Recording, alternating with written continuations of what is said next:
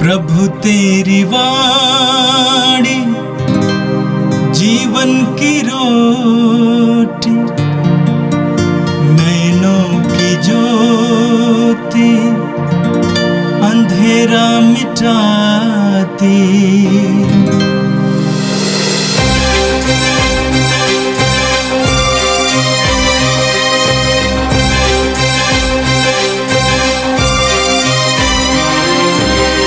प्रभु तेरी वाणी जीवन की रोटी, नैनों की ज्योति अंधेरा मिटाती। प्रभु तेरी वाणी जीवन की रोटी, नैनों की ज्योति अंधेरा मिटाती। वाणी वाणी वाणी वाणी वाणी पवित्र है, शाश्वत है, जीवन का मन्ना है। 17 नवंबर सोमवार। पहला पाठ मक्काबियों का पहला ग्रंथ, अध्याय 1, वचन संख्या 10 से 15, 41 से 43, 54 से 57 और 62 से 64 तक। राजा अंतियोखा का पुत्र अंतियोखा एपिफनेस बड़ा दुष्ट था। वह रोम में बंधक के रूप में रह चुका था। वह यूनानी साम्राज्य के 137वें वर्ष में राजा बना। उन दिनों इस्राएल में ऐसे लोग थे जो संहिता की परवाह नहीं करते थे और यह कहते हुए बहुतों को बहकाते थे, आओ हम अपने चारों ओर के राष्ट्रों के साथ संधि कर लें, क्योंकि जब हम उनसे अलग हो गए हमें अनेक विपत्तियों का सामना करना पड़ा। यह बात उन्हें अच्छी लगी। उनमें से कई लोग तुरंत राजा से मिलने गए और राजा ने उन्हें गैर यहूदी जीवनचर्या के अनुसार चलने की अनुमति दी। इसलिए उन्होंने गैर यहूदियों के रिवाज के अनुसार यरूशलेम में एक व्यायामशाला बनवाई। उन्होंने अपने को बेखताना कर लिया और पवित्र विधान को त्याग दिया। उन्होंने गैर यहूदियों का जुआ स्वीकार किया और वे पाप के दास बन गए। राजा ने अपने समस्त राज्य के लिए यह लिखित आदेश निकाला कि सब लोग एक ही राष्ट्र बन जाएं और सब अपने विशेष रिवाजों का परित्याग कर दें। सब लोगों ने राजा के आदेश का पालन किया। इस्राएलियों में से भी बहुतों ने देव मूर्तियों को बलि चढ़ाकर और विश्राम दिवस को अपवित्र कर राजा का धर्म सहर्ष स्वीकार कर लिया। 145वें वर्ष के किस्लेव महीने के 15वें दिन राजा ने होम बलि की वेदी पर उजाड़ का विभत्स दृश्य अर्थात देवमूर्ति का स्थापित किया। यहूदा के नगरों में चारों ओर देव मूर्तियों की वेदियां बनाई गई और लोग घरों के द्वार के सामने तथा चौकों में धूप चढ़ाने लगे। जब उन्होंने संहिता की पोथियां मिलती थी तो वे उन्हें फाड़कर आग में डाल देते थे।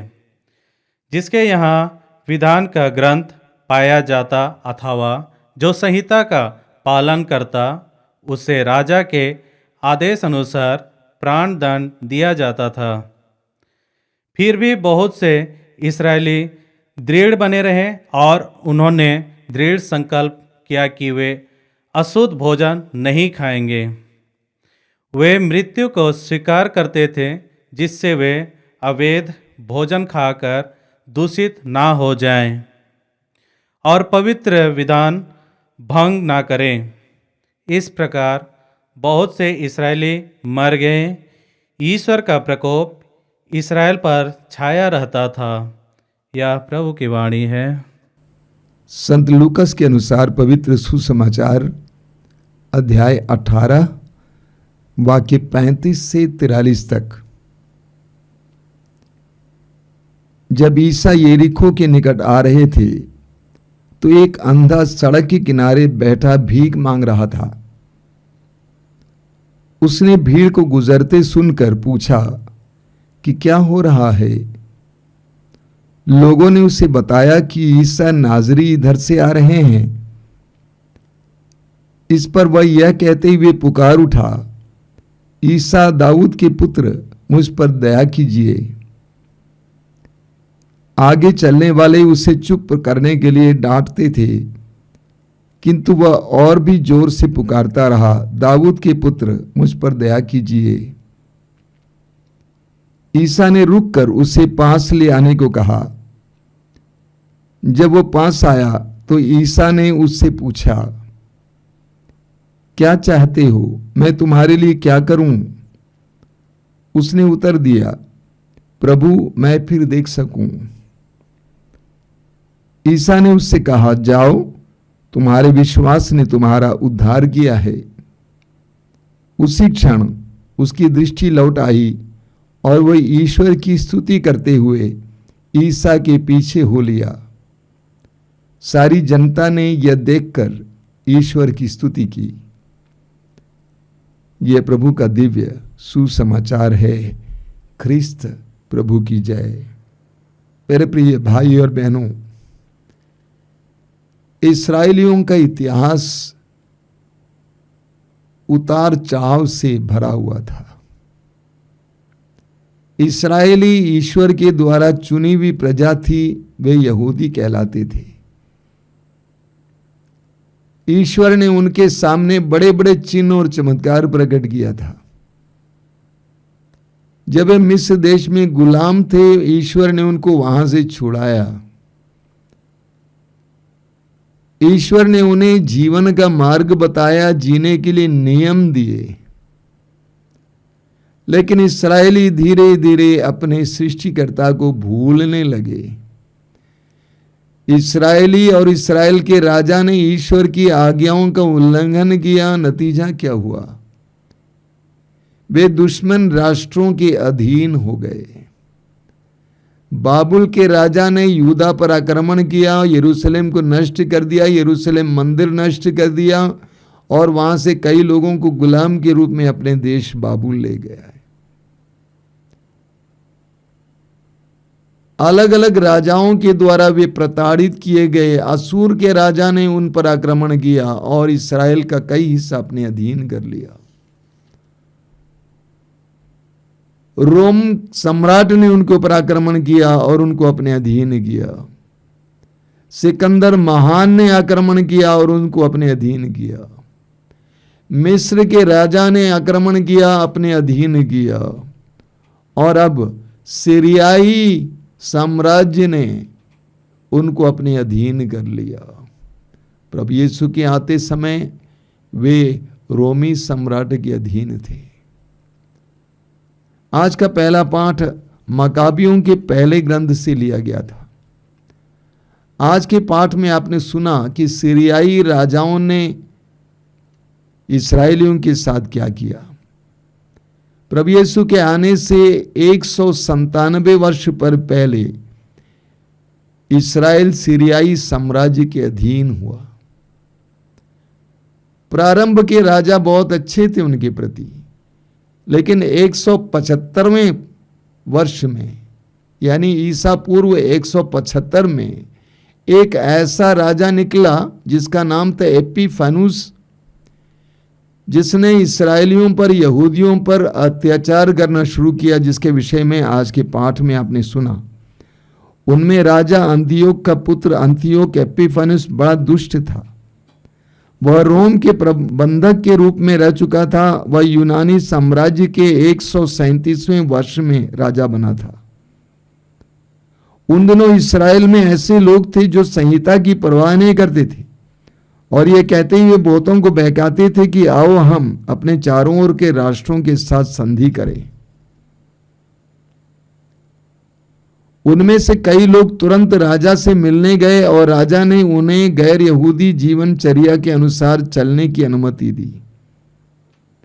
इसलिए उन्होंने गैर यहूदियों के रिवाज के अनुसार यरूशलेम में एक व्यायामशाला बनवाई। उन्होंने अपने को बेखतना कर दिया और पवित्र विधान को त्याग दिया। वे गैर यहूदियों से मेल जोल रखने लगे और पाप के दास बन गए। आगे वचन में आपने सुना, राजा ने अपने समस्त राज्य के लिए यह लिखित आदेश निकाला कि सब लोग एक ही राष्ट्र बन जाएं और सब अपने विशेष रिवाजों का परित्याग कर दें। सब लोगों ने राजा के आदेश का पालन किया। इस्राएलियों में भी बहुतों ने देव मूर्तियों को बलि चाहकर और विश्राम दिवस को अपवित्र कर राजा का धर्म सहर्ष स्वीकार किया। आगे हम पढ़ते हैं, फिर भी बहुत से इस्राएली दृढ़ बने रहे और उन्होंने दृढ़ संकल्प किया कि वे अशुद्ध भोजन नहीं खाएंगे। वे मृत्यु को स्वीकार करते हुए जिससे वे अवैध भोजन खाकर दूषित न हो जाएं और पवित्र विधान भंग न करें, इस प्रकार बहुत से इस्राएली मर गए। एपिफेनुस ने सब लोगों पर यूनानी रीति रिवाज और संस्कृति को थोपा। यहूदियों को धार्मिक स्वतंत्रता नहीं थी कि वे अपने धर्म के नियम के अनुसार जीवन जिएं। उनको उनके रीति रिवाज और संस्कृति को छोड़ने के लिए बाध्य किया गया और बहुत सारे इस्राएलियों ने उसको माना, लेकिन कई इस्राएलियों ने, यहूदियों ने उसका तिरस्कार किया, मानने से इनकार किया। उसके लिए उनको अपनी जान देनी पड़ी। एपिफेनुस के खिलाफ बहुत लोग खड़े हुए, बहुत यहूदी खड़े हुए। सबसे पहले मत्थथिया, जो यहूदी धर्म के प्रति, यहूदी धर्म के नियमों के प्रति वफादार थे, उनके अगुवा बने। उनकी मृत्यु के बाद उनका एक बेटा यूदा उनका अगुवा बना। इस प्रकार उन्होंने प्रभु के नियमों का पालन किया। तो यहूदी इस कदर गिर गए, इस्राएली इस कदर गिर गए कि वे अपने प्रभु के द्वारा दिए गए नियमों का पालन नहीं कर सके थे। जो पालन करते थे उनके ऊपर घोर अत्याचार होता था। मानव इतिहास में कई जगहों पर हमें इस तरह पढ़ने को मिलता है, जहां पर लोगों का अधिकार छीना जाता है, धार्मिक स्वतंत्रता छीनी जाती है, जहां पर लोगों को अपने धर्म के नियम के पालन के लिए मरना पड़ा है। प्रभु यीशु की मृत्यु के बाद प्रभु यीशु के शिष्यों के ऊपर भी अत्याचार हुआ था, घोर अत्याचार हुआ था। हजारों की संख्या में या दसों हजारों की संख्या में मसीहियों को प्रभु के नियम के पालन के लिए, यीशु पर विश्वास के लिए अपनी जान गंवानी पड़ी। और आज भी कई देशों में प्रभु यीशु के शिष्यों पर अत्याचार हो रहा है। हमारे देश में भी आए दिन कई जगहों पर प्रभु यीशु के शिष्यों पर अत्याचार हो रहा है, होता रहा है। हम जानते हैं उड़ीसा के कंधमाल में कुछ वर्ष पहले क्या हुआ था।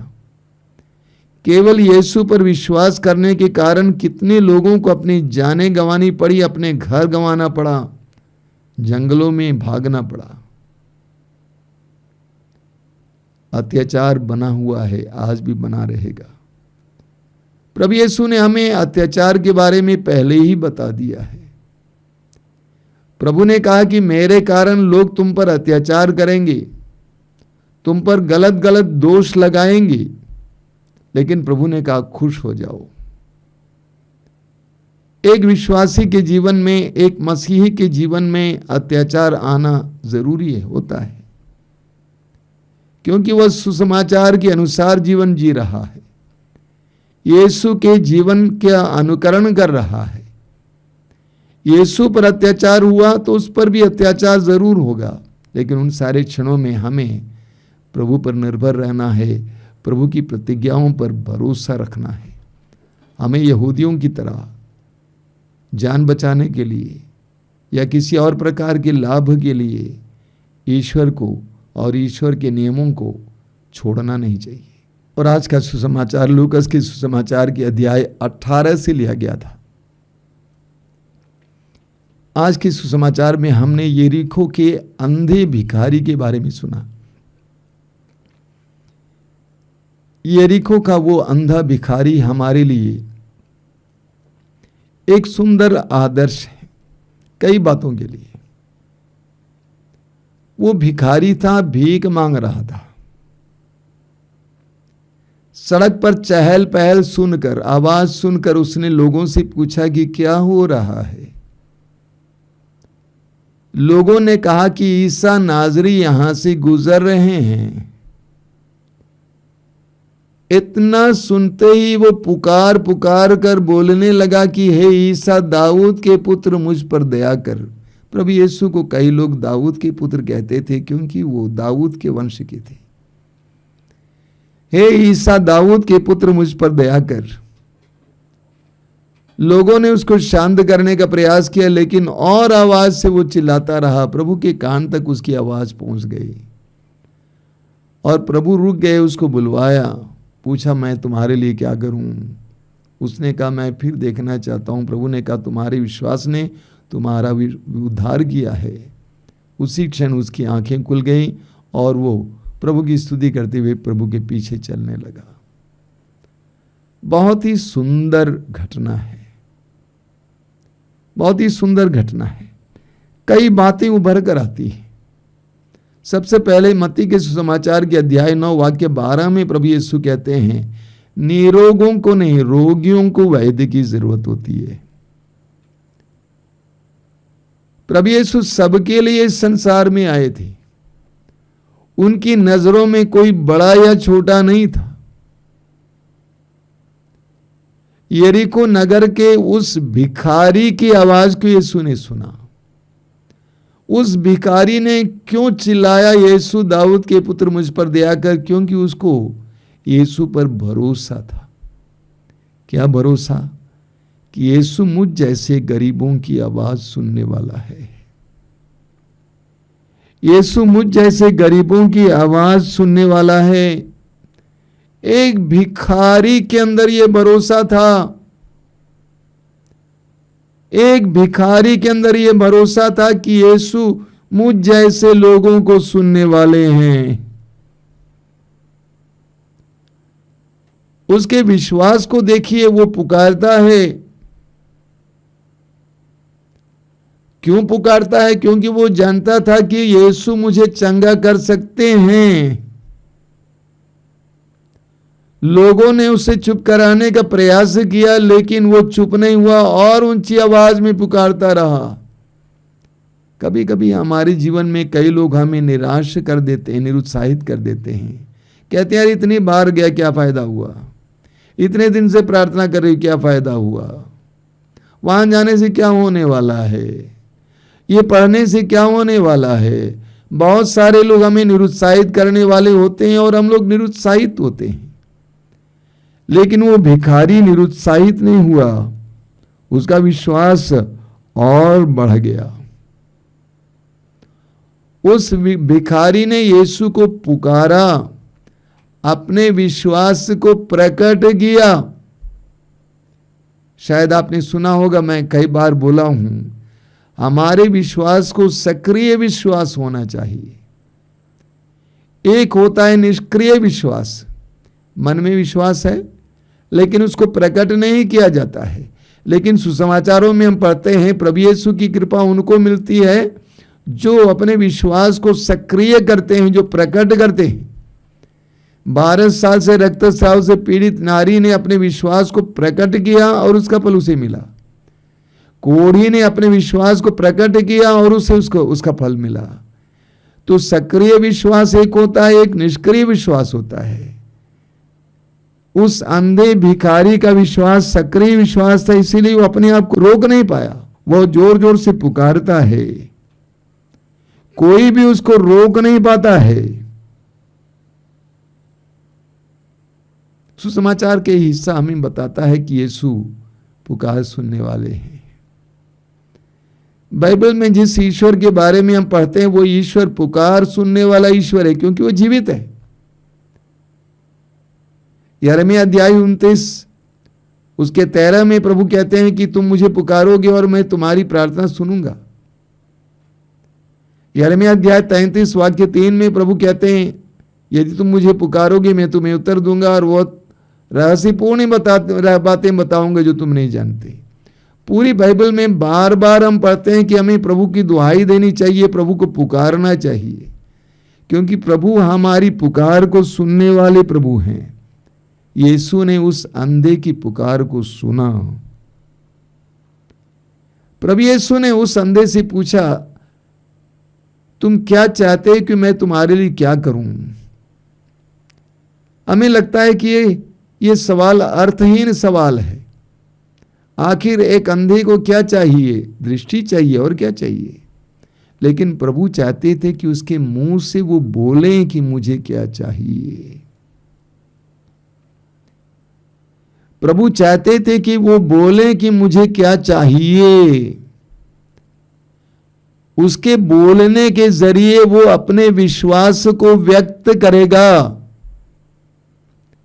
कभी कभी कुछ लोग कहते हैं प्रभु हमें आशीष दीजिए, आशीष दीजिए। कौन सी आशीष? बच्चों की आशीष? बारिश की आशीष? कौन सी आशीष? जितना हमें प्रभु पर विश्वास ज्यादा होगा उतना हम स्पष्ट शब्दों में प्रभु से प्रार्थना करेंगे, प्रभु मुझे ये चाहिए। जब बच्चे को अपने पिता के प्रेम पर विश्वास होता है, वो बोलता पापा मुझे ये चाहिए। तो प्रभु चाहते थे कि वो अंधा प्रभु से बोले अपने मुंह से कि वो क्या चाहता है। और उस अंधे ने यीशु पर विश्वास किया। इसलिए प्रभु ने कहा तुम्हारे विश्वास ने तुम्हारा उद्धार किया है। प्रभु स्पष्ट बताते हैं कि तुम्हारे विश्वास ने तुम्हारा उद्धार किया है। पूरे सुसमाचारों में हम पढ़ेंगे प्रभु यीशु बार बार विश्वास के बारे में बताते हैं। यह हमें बार बार विश्वास के बारे में पढ़ने को मिलता है। उस नारी से प्रभु ने कहा जो 12 वर्षों से रक्तस्राव से पीड़ित थी कि तुम्हारे विश्वास ने तुम्हारा उद्धार की, तुम्हें चंगा किया है।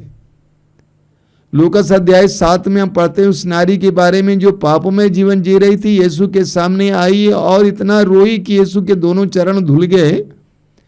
उससे प्रभु यीशु कहते हैं कि तुम्हारे विश्वास ने तुम्हारा उद्धार किया है। हमारे विश्वास में बहुत बड़ी ताकत है, बहुत बड़ी शक्ति है। उस अंधे भिखारी के विश्वास ने प्रभु कहते हैं कि तुम्हारा उद्धार किया है। नतीजा क्या है? वो चंगा हो जाता है। चंगा होने के बाद वो क्या करता है? चंगा होने के बाद वो प्रभु की स्तुति करने लगता है। उसकी प्रार्थना बदल जाती है। वो प्रभु की स्तुति करने लगता है और यीशु के पीछे चलने लगता है।